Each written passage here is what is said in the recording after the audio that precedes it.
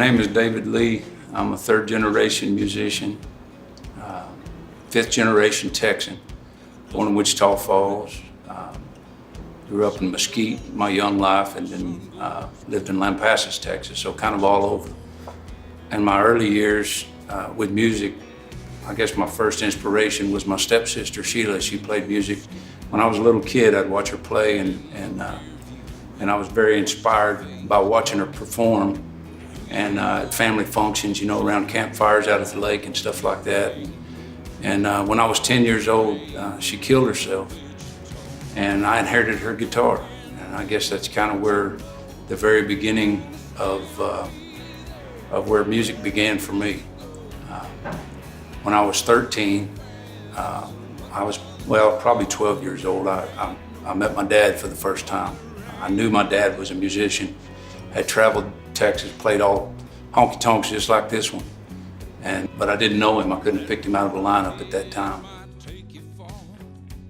My mother couldn't handle me anymore, so she called my dad, and Dad showed up on the front steps one night, and he had a guitar in his hand and had a cowboy hat. He put it on my head, gave me that guitar. He sat down and he played My Heroes Have Always Been Cowboys. And right then, at that moment, I knew that I was going to be a musician. I knew that that was the course of my life, and that was what was going to happen for me. And I threw myself into it 110%. And in fact, went to live with my dad.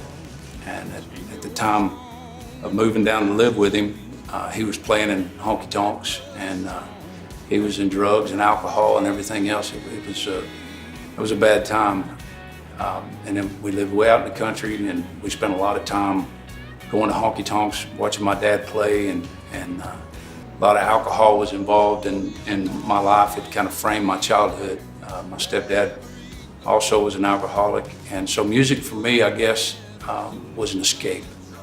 It was an escape from reality because of the stories that the guys told in those songs, and those stories. I wanted to create those stories. I wanted to write those stories, and I think in that desire to want to do that, that's how I became a songwriter. At 13, I wrote my first song, my first fully formed song, I would call it. It was called Ghost in a Songwriter's Dream. It was kind of a weird song. I couldn't even play it today, but I created that and played with my buddies in high school and continued to learn and grow, and heard guys like Guy Clark and Billy Joe Shaver and great Texas songwriters. They inspired me, and then I wrote some other kinds of songs, different, you know, more rocking kind of stuff, I guess you'd say, because I was young, and when you're young, you kind of into that thing. But then I found Waylon Jennings.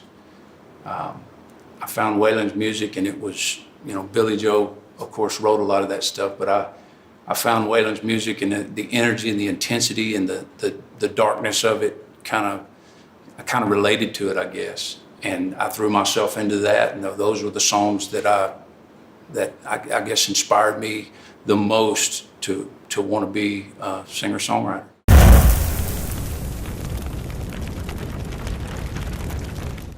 The day after graduation, Dad told me, you can go to work with me on the concrete job pouring concrete, or you can find a way to go to college, which we didn't have the money to do, or you can do whatever, but you're not going to stay here rent-free. You know, you're going to do something.